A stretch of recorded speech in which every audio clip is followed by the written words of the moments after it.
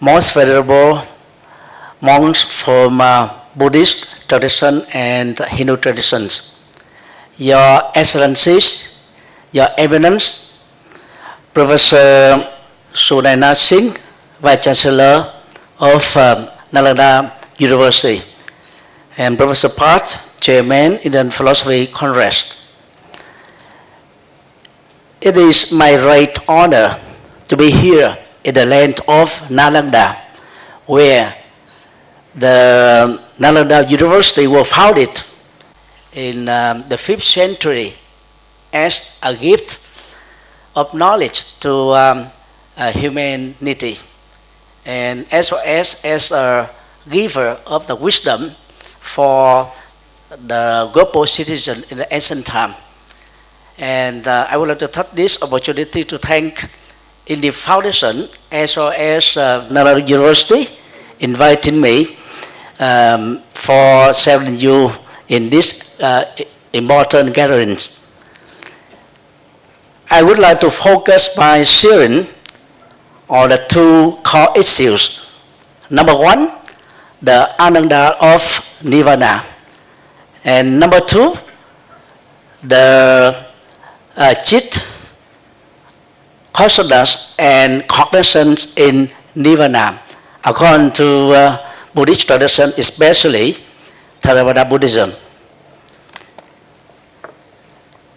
Nirvana, or the double truth, or the utter state of cessation of suffering, is the supreme goal of Buddhist spiritual path in this very life.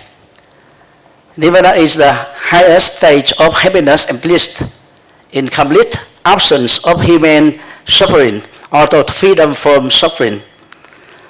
The realization of Nirvana is therefore defined as the total elimination of unsatisfactoriness. Psychologically, Nirvana is a free state of mind, the state of highest freedom and perfection, the highest happiness attained to wisdom and moral perfection. Nirvana is not a state of death, nor non-existent, nor annihilation, nor heavenly sphere. It also should not be understood in terms of transcendentalism with reference to Brahman of Upanishad or God of the theistic religions. According to Buddhism, Nirvana is not the origin of the universe. Therefore, the attainment of Nirvana is not to unite with that origin of universe. Nirvana is simply the state of tirelessly ending of suffering. Nirvana is also defined as a beautiful state of mind, such as freedom from sorrow, security, a state of stability, peacefulness without any fear from any quarter, perfect peace, the unshakable, the immovable beauty, and perfect health.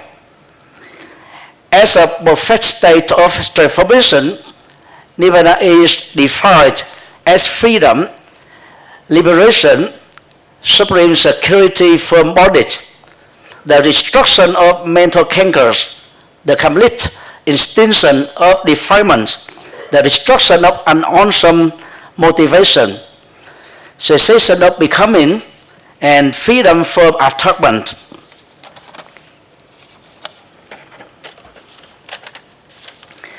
The most debated, misunderstood, and misinterpreted aspect of Nirvana is the after-death position of the enlightened, according to Buddhism. As regards this state of Nirvana after death, the passage of Itivuttaka 38 would be the standard reference. I quote, "What is Nirvana without reminder?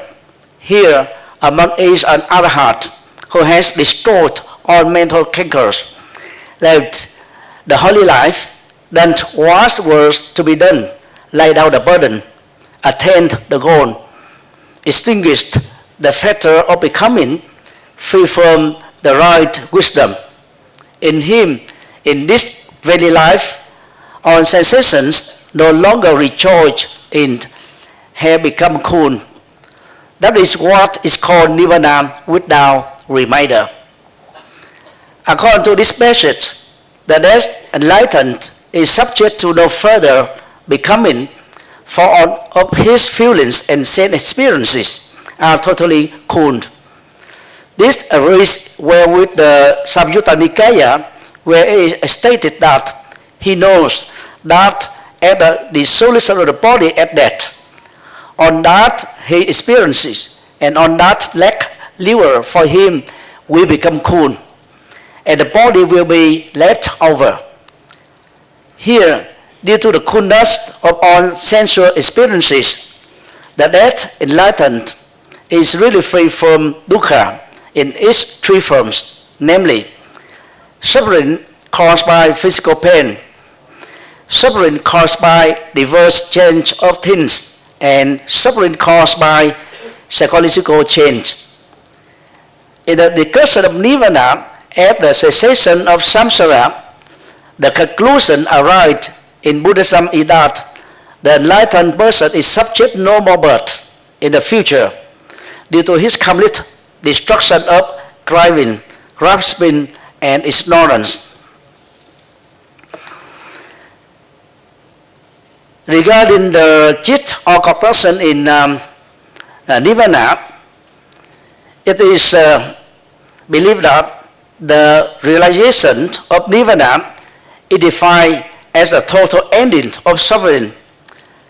An important question is asked as to what contact and feeling produced by such contact the enlightened person has with his environment are. After enlightenment, the Buddha cannot escape from contact with the external world.